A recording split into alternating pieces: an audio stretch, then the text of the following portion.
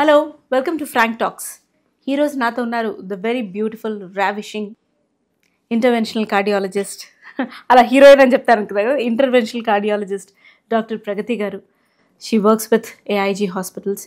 ఎన్నో గుండెల్ని సరిచేస్తున్నటువంటి హార్ట్ డాక్టర్, ఎన్నో హార్ట్స్ని కొల్లగొడుతున్నటువంటి ద బ్యూటిఫుల్ డాక్టర్. మీరు మీరు నవ్వకుండా ఉండేందుకు ప్రయత్నిస్తున్నారు, ఎందుకో నాకు తెలియదు. ఎవరైనా చెప్పారా మీకు? చెప్పండి, బయట చేస్తా వాళ్ళ సంగతి. అసలు who asked you to not to smile? Come on, tell me. My bad. I'll take the liberty. But thank you so much అండి ఫర్ బీయింగ్ హియర్. నేను ఈ మధ్య మిమ్మల్ని సోషల్ మీడియాలో చాలా యాక్టివ్గా చూస్తున్నాను. అంటే not to post you are doing it, you are actually doing it. మీ పని కనపడుతోంది, అంటే మీ హార్డ్ వర్క్ అండ్ పబ్లిక్లో మీరు క్రియేట్ చేయాలనుకుంటున్న అవేర్నెస్ కానివ్వండి, సోషల్ మీడియాలో, మాస్ మీడియాలో, మన ఇన్స్టాగ్రామ్లో మీరు ఇచ్చే స్పీచెస్, వెళ్ళే సెమినార్స్, ఇచ్చే పాడ్కాస్ట్స్ అన్నీ బాగా కనపడుతున్నాయి. అండ్ ఒక గుండెకి సంబంధించిన క్వశ్చన్స్కి ఆన్సర్ చేయడమే కాకుండా లైఫ్ స్టైల్ని ఎలాగ ఆర్డర్ చేసుకోవాలి, దీని మీద కూడా మీరు చాలా చక్కగా మాట్లాడుతున్నారు. And it's helping us. అయితే ఒక ట్రెడిషనల్, అంటే ఇప్పుడు ఎక్కడ కార్డియాలజిస్ట్ వచ్చి ఈ మధ్య కాలంలో అట్లీస్ట్ ఇలా విరివిగా మాట్లాడి గుండె బాగుండాలని ప్రచారం చేయడం చాలా అరుదుగా కనిపిస్తోంది. మీరు మీ ట్రెడిషనల్ బౌండరీస్ నుంచి బయటకు వచ్చి ఇలా మాట్లాడాలని ఎందుకు అనిపించింది మీకు? I'll take it step by step. Because mass media annaru మీరు or social media annaru. So at the end of the day we are talking to people here. See, నా వృత్తే అది. నా వృత్తి హెల్త్ బాగుండేటట్టు చూసుకోవాలి. సో మా దగ్గరికి మీరు వచ్చేసరికి, మేము మిమ్మల్ని ట్రీట్ చేసేసరికి మీకు ఆల్రెడీ డిసీజ్ ఉంది, జబ్బు ఉంది. సో జబ్బు వచ్చాక జబ్బుని నేను ట్రీట్ చేస్తున్నాను. ఆ తర్వాత క్వాలిటీ ఆఫ్ లైఫ్ ఎంత బాగుంటుంది అది నేను చెప్పలేను 100%. మీ చేతుల్లో, మీ కంట్రోల్లో కూడా ఉండదు. మేబీ అప్పుడు మీరు లైఫ్ స్టైల్ మోడిఫికేషన్ స్టార్ట్ చేయొచ్చు. బట్ నా వరకు even before the disease sets in, జబ్బు రాకముందే మనము risk factors, at the level of risk factors మనము డిసీజ్ని హాల్ట్ చేయగలిగితే అసలు మా దగ్గరికి రావాల్సిన అవసరం లేదు ట్రీట్మెంట్ కోసం. రొటీన్గా మా ఒపీనియన్ కోసం కానీ ఆర్ రిస్క్ ఫ్యాక్టర్ మోడిఫికేషన్ వరకు దట్ ఈస్ స్టిల్ ఫైన్ అండి. మెడిసిన్ అంతటితో ఆగిపోవాలి, అప్పుడు సఫరింగ్ తగ్గుతుంది. So that's the main thing. Concepts, health concepts తెలియనంత వరకు ఆర్ అంబిగ్విటీ ఉన్నంత వరకు చెప్పిన జాగ్రత్తలు తీసుకోరు ప్రజలు. అండ్ మనకి మీరు అన్న సోషల్ మీడియా ఆర్ మాస్ మీడియాలో అంటే ఎవరికి మైక్ దొరికినా they are just holding it and they are speaking. దానికి వాళ్ళకి డిగ్రీస్ లేవు, they are not well qualified to talk about those things. ఎవరైనా కానీ, క్వాక్స్ అయినా కానీ, జస్ట్ ర్యాండమ్ మెడికల్ ప్రాక్టీషనర్స్ కానీ, నీడ్లెస్ టు మెన్షన్, అంటే homeopathy doctors, I'm not demeaning them, so called homeo అని చెప్తారు. వాళ్ళు నిజంగా సర్టిఫైడ్డో కాదో కూడా తెలియదు. They talk of heart health, they talk of advanced diseases. జబ్బు ముదిరిన తర్వాత కూడా హోమియోతో ట్రీట్మెంట్ అవుతుంది. ఇలాంటివన్నీ ఎందుకంటే మనకి హోమియోపతి కానీ ఆయుర్వేదిక్ కానీ it's not evidence based. We believe in evidence based medicine. మేము ఇప్పుడు నేను ఒక మెడికేషన్ రాశాను అనుకోండి, it is definitely evidence based. దానికి ఒక థౌజండ్స్ ఆఫ్ పీపుల్ మీద ట్రయల్స్ అయ్యి ఉండి ఆ రిజల్ట్స్ని బట్టి మేము ఆ మెడిసిన్ యూసేజ్లోకి వస్తుంది అనమాట. సో ఈ మిస్కమ్యూనికేషన్ ఒకటి. రీసెంట్గా ఒక ఫ్రెండ్ వాళ్ళ ఫాదర్, 70 years మ్యాన్, డయాగ్నోస్టిక్ సెంటర్లో ఏదో ప్యాకేజ్లో కవర్ అవుతుందని అన్ని ఇన్వెస్టిగేషన్స్ చేయించారు. అండ్ మనం ఏమనుకుంటాం, ఒక ఇన్వెస్టిగేషన్సే కదా మంచిగా అని. But then his base line creatinine was 2.0. అంటే ఆల్రెడీ కిడ్నీ డిసీజ్ ఉన్న పేషెంట్కి బయట ప్యాకేజ్లో వస్తుంది కదా అని సిటీ యాంజియోగ్రామ్ చేయించారు. సిటీ యాంజియోగ్రామ్లో అదర్వైజ్ కారోనరీ యాంజియోగ్రామ్ కంటే 9 times ఎక్కువ కాంట్రాస్ట్ అవసరం పడుతుంది. లెట్స్ సే 10-20 ml ఫినిష్ చేసేది 100 ml కాంట్రాస్ట్ ఇస్తారు. He came with us in acute kidney injury.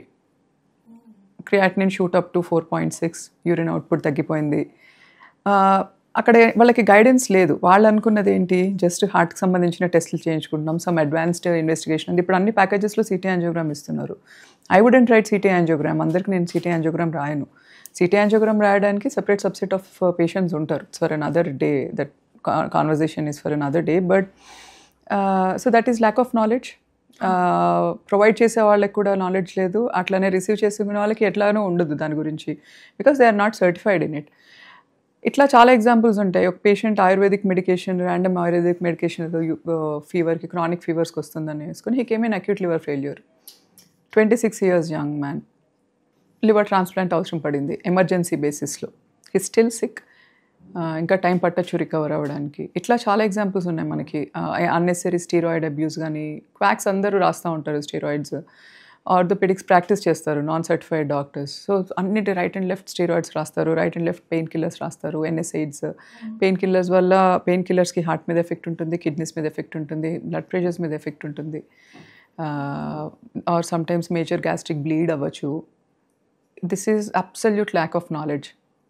be it a wide range of people, homeo nunchi, ayurvedic nunchi, or any so-called medical practitioner అని చెప్పుకుంటారు without any certified degrees. So awareness is most important. మా దగ్గరకు వచ్చి sick స్టేట్లో no, that's not correct.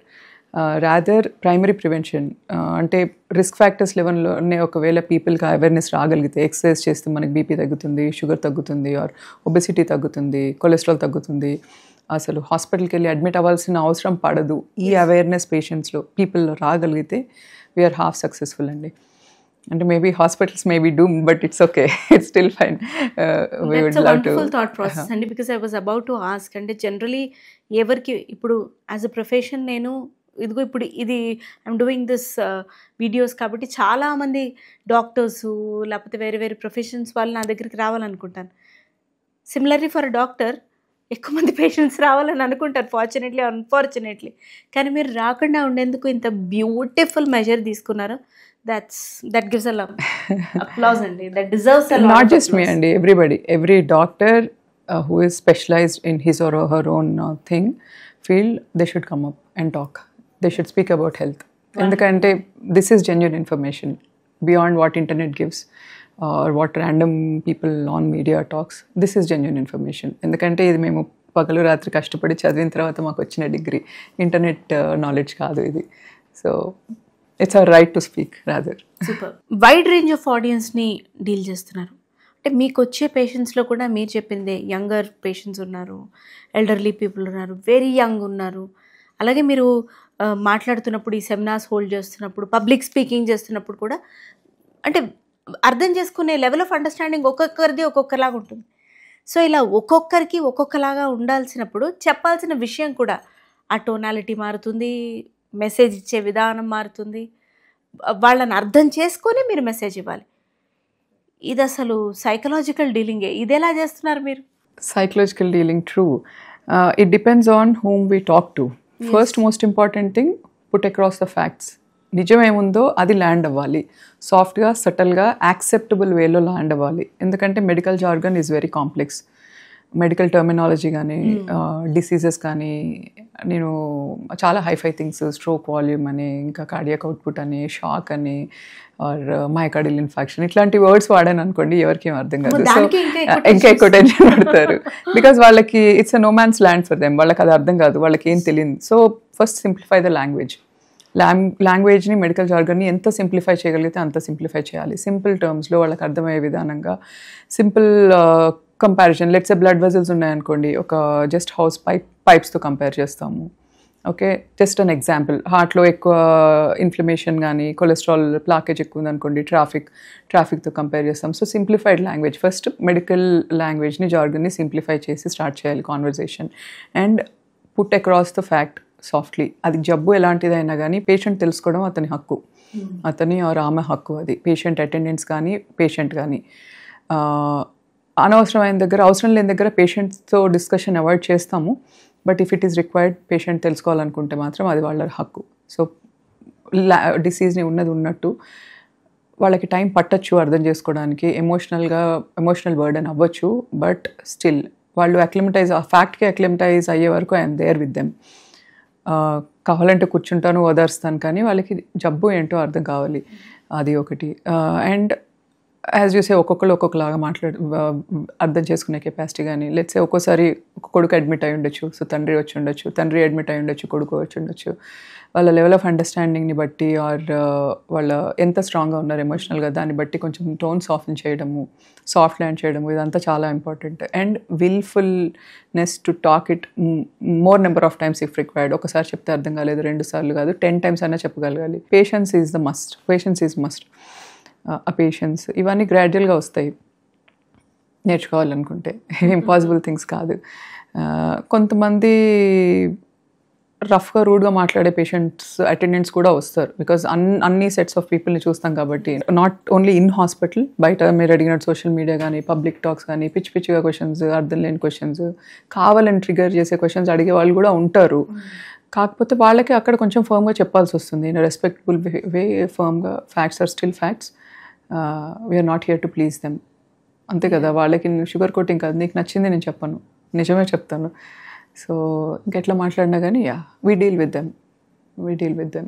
Partly I think every physician is a psychiatrist also, or psychologist, because we deal with multiple people. Unlike మా ప్రొఫెషన్లో ఉన్న beauty ఏంటంటే, unlike other professions, అంటే let's say ఒక ఐటీ ఎంప్లాయీ ఉన్నారు అనుకోండి, daily desktop వెళ్ళి అదే ప్లేస్లో కూర్చొని అదే పని చేసి, మాది అలా ఉండదు. మాది అవర్స్ ఇస్ డైనమిక్, బికాస్ ప్రతి పేషెంట్ డిఫరెంట్, ప్రతి పేషెంట్ మైండ్ సెట్ డిఫరెంట్, ప్రతి అటెండెంట్ ఇస్ డిఫరెంట్, మాట్లాడాల్సిన విధానం మార్చాల్సి వస్తుంది. So by practice we become psychologist, all the physicians. జనరల్గా డాక్టర్స్ అంటే ఎక్కువ మాట్లాడరు, కామ్గా ఉంటారు. ఇప్పుడు నేనే పేషెంట్, నేను 100 క్వశ్చన్స్ అడిగాను, మీరు రెండిట్లోనే ఆ 100 క్వశ్చన్స్కి కావాల్సిన ఆన్సర్ చెప్పేస్తారు. ఈ అప్రోచ్ చాలా డిఫరెంట్గా ఉంటుంది. కానీ మీరు మాట్లాడుతున్నారు, అవేర్నెస్ క్రియేట్ చేస్తున్నారు, ఎన్నో క్వశ్చన్స్కి ఆన్సర్ చేస్తున్నారు. ఇందాక మీరు చెప్పినట్టే ఇర్రిలవెంట్ క్వశ్చన్స్ ఉన్నా, లేకపోతే యాంగ్విష్ తోటి ఉన్న క్వశ్చన్స్ ఉన్నా, ఎమోషనల్ అవుట్బర్స్ట్ అయినా, మీరు వాళ్ళకి తగ్గట్టుగా మీరు ఆ మాటల్ని ఇది చేస్తున్నారు. ఈ అప్రోచ్ ఎలా మీరు అలవర్చుకున్నారు? That is one of the best compliment I get. I got so far. One of the best compliments I got so far, saying మీరు ఎక్స్ప్లెయిన్ చేసే విధానం కానీ, మీరు సబ్జెక్ట్ని సింప్లిఫై చేసి మాకు అర్థం చేసే విధానం కానీ, మాకు మా టఫ్ టైంలో మాతో సపోర్ట్గా ఉన్న విధానం కానీ, that's the most appreciable thing అని. So that's the best compliment I have received so far. So this is mastering. Sorry to say, కొంతమంది డాక్టర్స్ ఇరిటేట్ అవుతారు, that is because of the volume of patients. పని ఒత్తిడి వల్ల కానివ్వండి, ఏదైనా కానివ్వండి. కానీ this is for all the doctors out there. Because నేను 100 మంది పేషెంట్లను చూసి ఉండొచ్చు, కానీ ఆ ఒక్క పేషెంట్కి మాత్రం నేను ఒక్కదాన్ని కనిపించేది.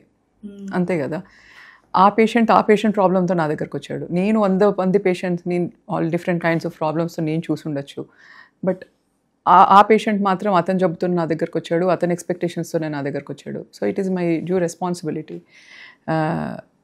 హిపోక్రటిక్ ఓత్ అని ఉంటుంది, హిపోక్రటిక్ ఓత్.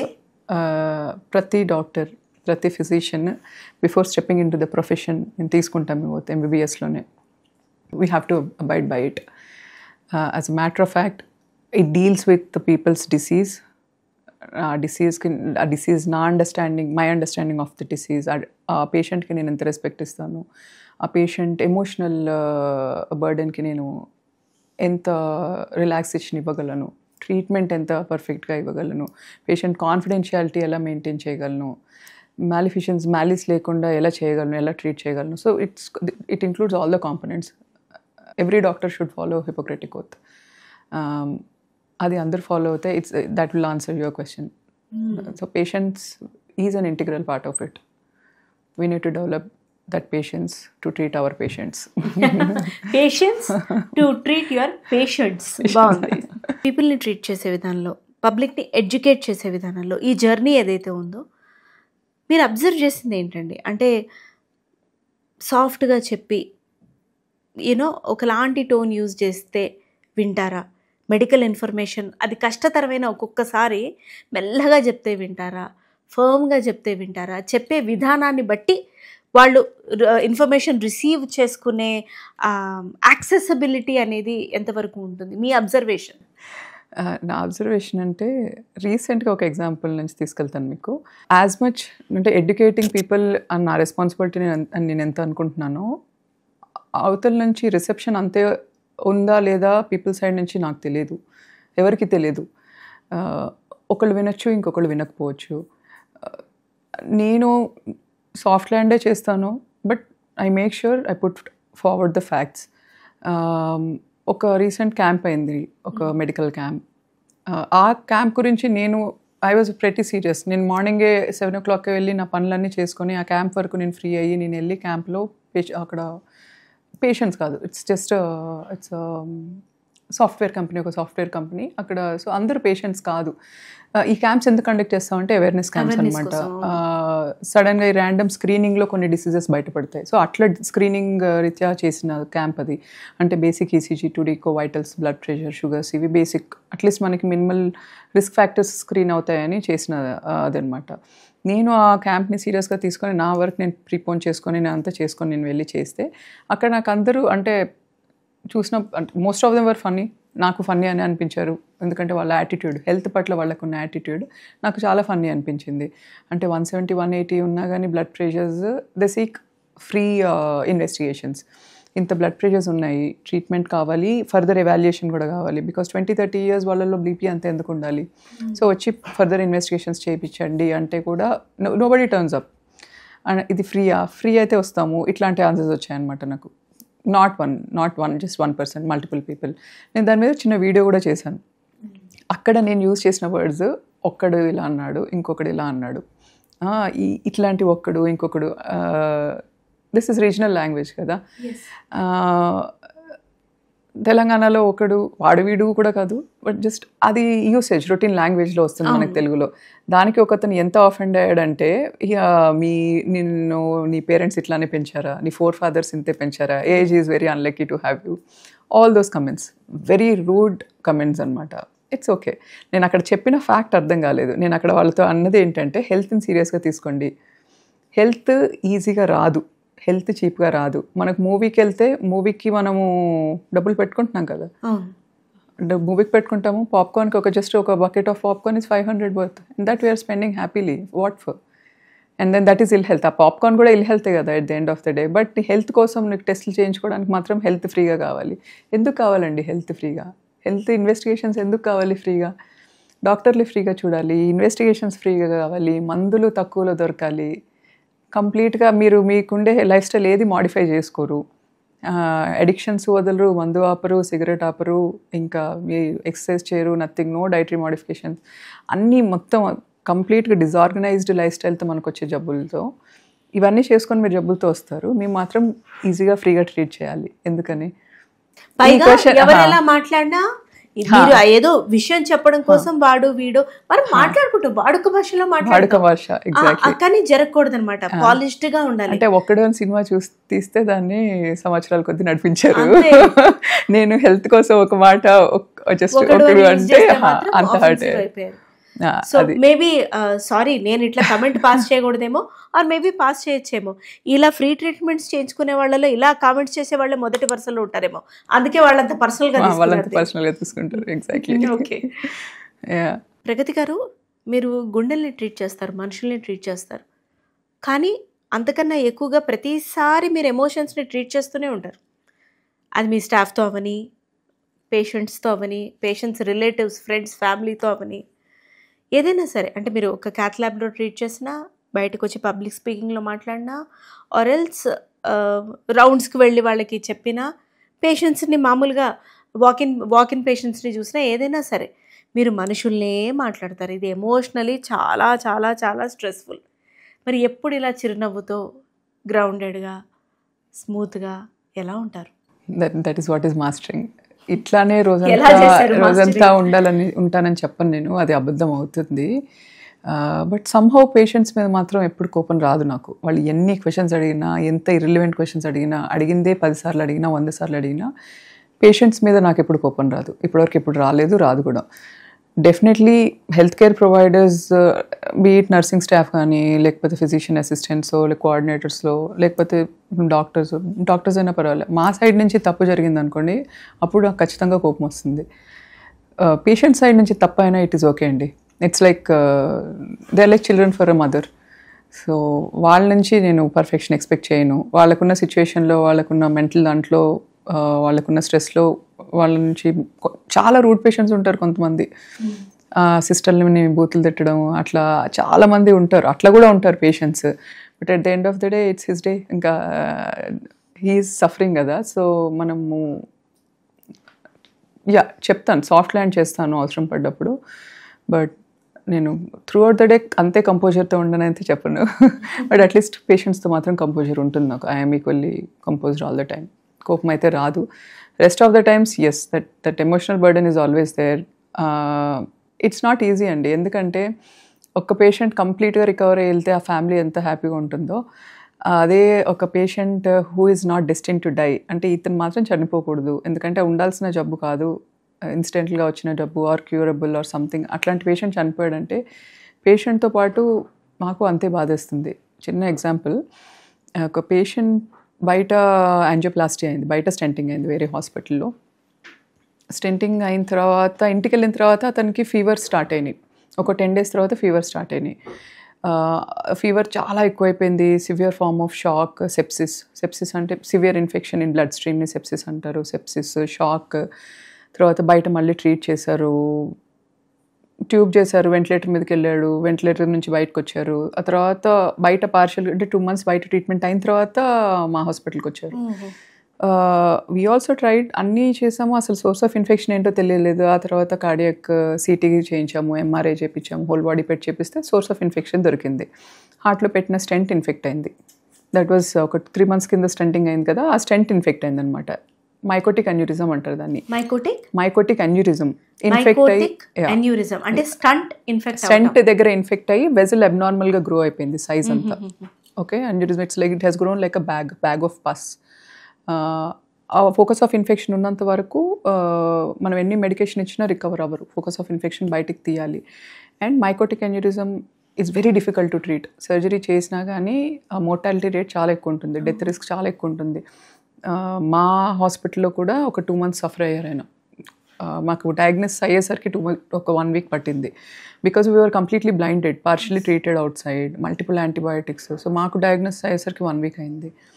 ఆ తర్వాత స్టేబుల్ లేరు, స్టేబిలైజ్ చేసి తర్వాత సర్జరీకి పంపించి, కార్డియాక్ సర్జరీకి పంపించాము, ఓపెన్ హార్ట్ సర్జరీ అంతా చేసాము. But then we couldn't rescue that patient. We treated for 2 months. 2 months ఉన్నారు. వాళ్ళ బ్లైండ్ ఫెయిత్ ఇన్ అస్, ఖచ్చితంగా మీరు ఉన్నారు కదా ఆయన బాగా అయిపోతాడని, wife and daughter, 18 years daughter, their trust in us. And అది చనిపోవాల్సిన డిసీజ్, అంటే రాకూడని జబ్బు, అది జస్ట్ స్టెంటింగ్ అయింది. ఎందుకు ఎవరు నెగ్లిజెన్స్ వల్ల స్టెంట్ ఇన్ఫెక్ట్ అయింది. ప్రొసీజరల్ నెగ్లిజెన్స్ కానీ క్లెన్లీనెస్ లేకపోతే ఇన్ఫెక్ట్ అయ్యే ఛాన్స్ ఉంటుంది. Somebody else's mistake costed his life. అసలు very nice person. Wife daily చూసినప్పుడల్లా మీరున్నారు కదమ్మా, ఏం కాదాయనకి అని complete she had 100% faith in us. Ultimately he succumb to death. ఆమె నన్ను హగ్ చేసుకొని ఏడ్చింది wife. I cried along with her because I'm also a human. We get equally connected. Doctors పేషెంట్స్కి కనెక్ట్ అవ్వకూడదు అంటారు. ఎందుకు కనెక్ట్ అవ్వమండి? రోజు 2-3 సార్లు చూస్తాము. సిక్ పేషెంట్స్ ఉన్నారంటే ఇంకొక 4-5 times చూస్తాము. ఈ మనిషి బతకాలి, బయటకు వెళ్ళాలి, ఇంటికి వెళ్ళాలి, ఫ్యామిలీతో ఉండాలి, అన్నీ ఎక్స్పెక్ట్ చేస్తాం. Things happen, things are not under our control sometimes. Mortuary side నుంచి వెళ్తూ ఉంటే వాళ్ళ ఇంట్లో వాళ్ళందరూ ఏడుస్తూ ఉంటారు. It's very painful to see. It's not easy. And then అప్పటికి కళ్ళు నీళ్ళు తిరుగుతాయి, పక్కకి ఇంకో పేషెంట్ దగ్గరికి నవ్వుతూ వెళ్తాం, అంతే. We learn to balance. మీరు బ్యాలెన్స్ చేసుకోవడం అనేది డాక్టర్స్ అందరికీ ఎంత పెద్ద టాస్క్ అండి. ఎలా చేసుకుంటారు మిమ్మల్ని మీరు బ్యాలెన్స్? మరి ఇట్స్ ప్రాక్టీస్, అంతే. ఇట్స్ ప్రాక్టీస్, అంతే. అది అనుభవం మీద తెలుస్తుంది. It's practice. The more you deal with patients, అంతే. Very nice, very nice. ఇప్పుడు నేను ఉన్నానండి, ఒక 4:35 అయింది, 6 అయింది, ఇంటికి వెళ్ళిపోవాలంటే వెళ్ళిపోవచ్చు. రేపు వర్క్కి రాలేను అనుకోండి, ఏదైనా వ్యాలిడ్ రీజన్ ఉంటే చెప్పి రాకను పోవచ్చు. సాటర్డే కావాలంటే ఆఫ్ తీసుకోవచ్చు, సండే కావాలంటే ఆఫ్ తీసుకోవచ్చు. ఇలా ఆల్మోస్ట్ ఎవ్రీ అదర్ ప్రొఫెషన్లో ఆ చాయిస్ అనేది ఉంటుంది. డాక్టర్స్ యొక్క ప్రొఫెషన్లో ఆ చాయిస్ ఉన్నా ఆ choice cost another life or many lives. అంటే ప్రాపర్ టైంలో డయాగ్నోస్ చేయకపోయినా, ట్రీట్మెంట్ చేయకపోయినా, 1 day డిలే అయినా ఎన్నో ఉపద్రవాలు వచ్చే అవకాశం ఉంది. అయితే మీరు చేసేదే సాక్రిఫైస్. ఎందుకంటే అందరికీ ఫ్యామిలీ ఉంటుంది, పిల్లలు ఉంటారు, ఫెస్టివల్స్ ఉంటాయి, ఫ్యామిలీ టైం ఉంటుంది, మీ ప్లానింగ్లో మీరు ఉంటారు. అది సర్ప్రైజ్ లాగా ఏదో ఒకటి వస్తుంది లాస్ట్ మూమెంట్లో. ఇంత సాక్రిఫైజెస్ మీకు ఏమనిపిస్తాయి? ఒక్కొక్కసారి వర్త్ ఇట్ అనిపిస్తాయి? ఆ సాక్రిఫైజెస్ ఎలా ఉంటాయి మీరు చేసేవి? This I'll start with a criticism. Criticism? Somebody criticized me on this, so I'll start with the criticism. ఎవరైనా గుండె ధైర్యం చేసిన వాళ్ళు, అసలు గుండె లేదు వాళ్ళకి. అంటే ఇట్స్ అ నోన్ ఫ్యాక్ట్, కొన్ని ప్రొఫెషన్స్ అంతే. And this is by choice, కావాలి అని చూస్ చేసుకుంది. ప్రాబబ్లీ 5 to 10% ఫోర్స్ మీదనో తప్పకనో ఆర్ అదర్ ఇన్ఫ్లుయెన్సెస్తో వాళ్ళు ప్రొఫెషన్ చూస్ చేసుకోవచ్చు. బట్ డాక్టర్, ఎవరైనా డాక్టర్ అవ్వాలనుకుంటే it has to be passion. That passion to give away things are personal comfort కానీ, హ్యాపీనెస్ కానీ, పర్సనల్ టైం కానీ. అండ్ క్రిటిసిజం ఈజ్ అంటే అన్ని ప్రొఫెషన్స్ చూస్ చేసుకుంటారు కదా, అంతే by virtue. So your profession demands this, so you give it, that's all. దాంట్లో గొప్పే ఉంది అని. అంటే profession is not noble, person is noble. That's also partly true. అంటే ఏ ప్రొఫెషన్లో ఉన్నా కానీ మంచి పనులు చేస్తే మంచి అవుతారు వాళ్ళు. It's not profession that is noble, but the person is noble. Partly true. But ఓవరాల్గా కంపేర్ చేసుకుంటే ఏ అదర్ ప్రొఫెషన్తోనైనా this profession seeks a lot of time and energy. ఇప్పుడు కాదు, 18 yearsలో మనం ఎంసెట్ ఇచ్చిన తర్వాత నుంచి, ఎంబీబీఎస్లోకి ఎంటర్ అయిన తర్వాత నుంచి, అప్పటి నుంచి వచ్చిన, మీరు ఎట్లా అంత పేషెన్స్ డెవలప్ అవుతున్నారు కదా, అప్పటి నుంచి హార్డ్ వర్క్ కానీ, స్లీప్లెస్ నైట్స్ కానీ, ఒక్కోసారి ఫుడ్ తినడానికి ఉండదు. అంతెందుకు కేస్కి వాష్ అవుతే ఒక్కోసారి బ్లాడర్ ఫుల్ అయినా యూరిన్కి వెళ్ళడానికి ఉండదు. జస్ట్ ఎగ్జాంపుల్ చెప్తున్నాను. ఒక్కోసారి కేసెస్ 4-5 hours అవుతాయి. ఒక్కోసారి సిక్ పేషెంట్స్ ఉంటే ఓవర్ నైట్ పేషెంట్తో ఉంటాము. All of it. అంతెందుకు అంటే ఆ ఇయర్లో 18-19 years అప్పుడు, 19-20 years అప్పుడు నీ పియర్స్ అంతా మూవీస్కి వెళ్తూ ఉంటారు, పిక్నిక్స్కి వెళ్తూ ఉంటారు. But you sacrifice it happily. You know I have to sacrifice అని నాకు తెలిసే నీకు దీనిలోకి జాయిన్ అయ్యాను. అంతెందుకు ఇప్పుడు కూడా అంతే కదా. ఫ్యామిలీ ట్రిప్స్ కానీ, టూర్స్ కానీ, ఒక్కోసారి ఇంట్లో తిరుపతికి వెళ్తున్నామన్న వెళ్ళే ముందు రోజు చెప్తారు నాకు వెళ్తున్నామని. ఎందుకంటే నీది ఎట్లానో రాదు అని నన్ను అడగడం మానేశారు. ఇంట్లో ఫ్యామిలీస్ రొటీన్ ఫ్యామిలీ అంటే ఫ్యామిలీలో ఫ్యామిలీ ఫంక్షన్స్ కానీ అడగడం మానేశారు. చాలా క్లోజ్ అయితే నాకు ఒక 1 month ముందే చెప్పి పెడతారు, ప్లీజ్ ఆ రోజు కొంచెం ఫ్రీ పెట్టుకో అని. It's like that. అన్నీ ఇంట్లో ఒక్కోసారి ఇంట్లో మనుషులకు బాగాలేకపోయినా వెళ్ళాల్సి వస్తుంది. నీ ఇంట్లో నీ పిల్లలకి జ్వరాలు ఉంటాయి, అయినా కానీ నువ్వు హాస్పిటల్కి వెళ్తావు. నీ పేరెంట్స్కి బాగుండదు, అయినా కానీ హాస్పిటల్కి వెళ్తావు టు ట్రీట్ సమ్వన్ ఎల్స్. ఇంట్లో వాళ్ళకి చూసేసి ఓకే దే ఆర్ బాగానే ఉన్నారు అనుకుంటే యూ గో. నువ్వు బాగాలేకపోయినా నువ్వు వెళ్తావు, సండేస్ అయినా వెళ్తావు. అంతే అండి. Whole life is sacrifice. Me family కూడా అంటే వాళ్ళకి మీ ప్రెసెన్స్ కావాలని ఉంటుంది కదా, వాళ్ళు సాక్రిఫైస్ చేస్తారు, పిల్లలు సాక్రిఫైస్ చేస్తారు. అర్థం చేసుకున్న దగ్గర పీస్ఫుల్గానే ఉంటుంది, అర్థం అవ్వని దగ్గర గొడవలు అవుతాయి, అది వేరే విషయం. But definitely there's a lot of sacrifice. People may not understand. అందరు డాక్టర్స్ మంచి డాక్టర్స్ అని నేను చెప్పను, బట్ ఎక్కడో 2-5% ఉంటారు. బట్ బికాస్ ఆఫ్ అదొక దానివల్ల డాక్టర్స్ డబ్బుల కోసం చేస్తున్నారు అని కూడా, అది కూడా ఒక అపోహ ఉంది. వీ ఎర్న్ పీనట్స్ అండి, వీ డోంట్ ఎర్న్ బ్యాగ్స్. నా ఏజ్తో ఉన్నవాళ్ళు, నేను చదువుతున్నప్పుడు ఉన్నవాళ్ళు they made more money than me. If it is about money we are talking. Doctors are never rich. Few doctors, ఇంకా ఆ ఎక్సెప్షన్స్ ఎక్కడైనా ఉంటాయండి. బిజినెస్ లాగా రన్ చేసేవాళ్ళు అది ఎక్కడైనా ఉంటారు, గుడ్ ఆర్ బ్యాడ్ అన్నిట్లలో ఉంటుంది కదా. But otherwise by profession, by definition it is a noble profession, no doubt in it. Exceptions are there anywhere. Pragati గారు, మీరు ఇప్పటివరకు చేస్తున్నటువంటి పబ్లిక్ స్పీకింగ్లో చాలా రిపీటేటివ్గా హెల్తీ లైఫ్ స్టైల్ ఉండనివ్వండి, గుడ్ లైఫ్ స్టైల్ ఉండనివ్వండి, say no to smoking or boozing or unhealthy lifestyle, ఇలా వద్దు అని ఎంతో చెప్తున్నారు. కానీ ఇది నిజాలు, పచ్చి నిజాలు. ఈ నిజాలని వింటూ కూడా ఈ ట్రూత్ని రెసిస్ట్ చేసి, మేము చేసేది తక్కువ, నేను 90 ml తాగుతా, నేను 1 cigarette తాగుతా, నేను వారానికి 2 సార్లు నిద్రపోకుండా ఉంటాను, ఇలా వాళ్ళు అంటే సెకండ్ చేసుకుంటూ మీరు చెప్పే ట్రూత్ని పక్కన పెట్టి, ఇది డిఫికల్ట్ కదా వాళ్ళకి అర్థం చేయించడానికి, అరే దీనివల్లే ఇలా అవుతోంది, కానీ నువ్వు ఈ ట్రూత్, బేసిక్ ట్రూత్ని రెసిస్ట్ చేసి ఇంకేదో ట్రీట్మెంట్ కోసం బర్డర్ జరగడానికి వెయిట్ చేస్తాం. ఇది ఎంత కత్తి మీద సాము. ఎందుకంటే నేను చెప్పింది చేయడం కష్టం కదా. Rather why not just smoke. They are happy smoking, they are high smoking, they are happy boozing, they are happy not exercising. అది మోర్ ఈజీ కదా. నేను చెప్పేదానికి డెఫినెట్గా ఇంకా ఎక్కువ టైం స్పెండ్ చేయాల్సి వస్తుంది, ఇంకా ఎక్కువ ఎనర్జీ, ఇంకా ఎక్కువ మైండ్ఫుల్నెస్, డెడికేషన్ ఇంకా ఎక్కువ డెడికేషన్ అవసరం నేను చెప్పింది నువ్వు చేయాలంటే, విచ్ ఈస్ డిఫికల్ట్. మనకి అన్నీ ఈజీగా కావాలండి. ఈజీ లైఫ్ స్టైల్ అలవాటు అయిపోయింది ఇప్పుడంతా. అన్నీ ఈజీగా కావాలి. చేసేవి అవేవి మార్చుకోరు, కానీ చూడడానికి మాత్రం స్లిమ్గా ట్రిమ్గా ఉండాలి. ఎక్సర్సైజ్ కాదు, బట్ వెయిట్ లాస్ అవ్వాలి. వెయిట్ లాస్ మాలిక్యూల్స్ వచ్చాయి కదా, వెయిట్ లాస్ ఇంజెక్షన్స్ వచ్చాయి కదా. ఓవర్ ద ఫోన్ నాకు ఫోన్ చేసి అడుగుతున్నారు రిలేటివ్స్, ఫ్రెండ్స్, ఏదో ఇంజెక్షన్స్ ఉన్నాయి కదా వెయిట్ లాస్కి. నేను చెప్పట్లేదు, because I don't see that effort from them. వాళ్ళు ఫస్ట్ ఎఫర్ట్ పెట్టాలి. ఎఫర్ట్ పెట్టి నువ్వు ఎఫర్ట్ పెట్టు, డైట్ చేయి, ఎక్సర్సైజ్ చేయి, అయినా కానీ ఇన్సులిన్ రెసిస్టెన్స్ వల్ల బరువు తగ్గట్లేదంటే then I will prescribe. Or other indications ఉన్నాయి, దెన్ ఐ విల్ ప్రిస్క్రైబ్. నీకు ఎందుకు వెయిట్ లాస్ ఈజీ కావాలి? అంత unorganised lifestyle. You're not responsible for yourself. నీ హెల్త్కి నువ్వు రెస్పాన్సిబిలిటీ తీసుకోవట్లేదు, ఇల్నెస్కి రెస్పాన్సిబిలిటీ తీసుకోవట్లేదు. వెయిట్ మాత్రం తగ్గాలి, చూడడానికి మాత్రం అందంగా ఉండాలంటే ఎలా అండి? ఇట్స్ నాట్ అబౌట్ లుక్స్ కదా. క్వశ్చన్కి వాళ్ళు అని ఈ ఒక్క క్వశ్చన్కి నీ హెల్త్కి నువ్వు తీసుకోవు, నీ వెయిట్ లాస్కి నువ్వు తీసుకోవు, నీకు అన్ఆర్గనైజ్డ్ లైఫ్ స్టైల్ ఉంది. నేను ఎప్పుడు అడిగానండి మిమ్మల్ని ఫోన్ చేసి ఇంజెక్షన్స్ ఇవ్వమని? అడుగుతారు నన్ను. ఇది డైరెక్ట్ అసలు నాకు ఇది అర్థమే కావట్లేదు ఇందాక నుంచి. ఒకసారి చెప్పిన తర్వాత కూడా మీరు నన్నే ఇలా నీ హెల్త్కి నువ్వు తీసుకోవు. ఇది మాకు బాగా పర్సనల్గా తీసుకున్నాను, దీన్ని మాత్రం నేను. బాగుంది, చాలా షుగర్ కోటెడ్ ఫ్యాక్ట్స్ కావాలి, కానీ ఫ్యాక్ట్స్ షుగర్ కోటెడ్ ఫ్యాక్ట్స్ ఉండవు. వాళ్ళకే ఫ్యాక్ట్స్ షుగర్ కోటెడ్ ఉండవు, బికాస్ వచ్చే హెల్త్ ఇంప్లికేషన్స్ స్వీట్గా ఉండవు మీకు. అందుకే ఫ్యాక్ట్స్ కూడా స్వీట్గా ఉండవు, హార్ష్గానే ఉంటాయి. కానీ నా జాబ్ ఏంటంటే పుట్టింగ్ అక్రాస్ దోస్ ఫ్యాక్ట్స్. మీరు విన్నా వినకపోయినా నేను ఇదే చెప్తాను, మళ్ళీ చెప్తాను. I'm with you both in health and illness.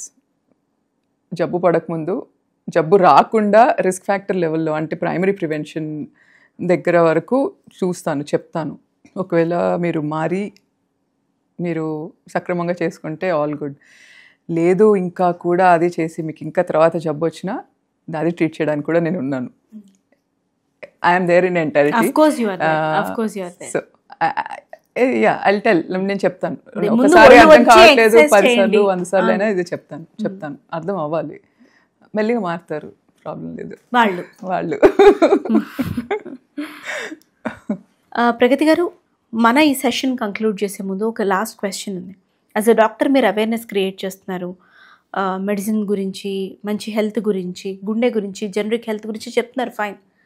But జనాలు, పేషెంట్స్ మాత్రమే కాదు, అందరూ కూడా ఏ అవేర్నెస్తో ఉండాలి అని మీరు ఎక్స్పెక్ట్ చేస్తున్నారు? వాళ్ళ ఆలోచన విధానం ఏ విధంగా ఉండాలని మీరు అనుకుంటున్నారు? నేను ఇవన్నీ చెప్తున్నాను, at the end of the day నేను పీస్ఫుల్గా నిద్రపోగలగాలి. నేను అనుకున్నది నేను చేస్తున్నానా లేదా?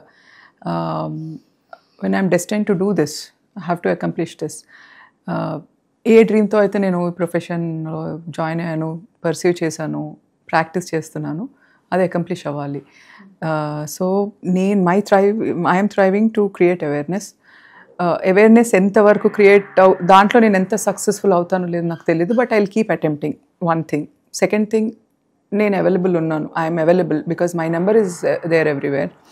నా వాట్సాప్ నెంబర్ కానీ, కాంటాక్ట్కి నెంబర్ కానీ, అదర్వైజ్ అదర్ ప్లాట్ఫామ్స్ ఎక్కడైనా నాకు చాలామంది క్వైరీస్ వస్తాయి, హెల్త్ రిలేటెడ్ క్వైరీస్.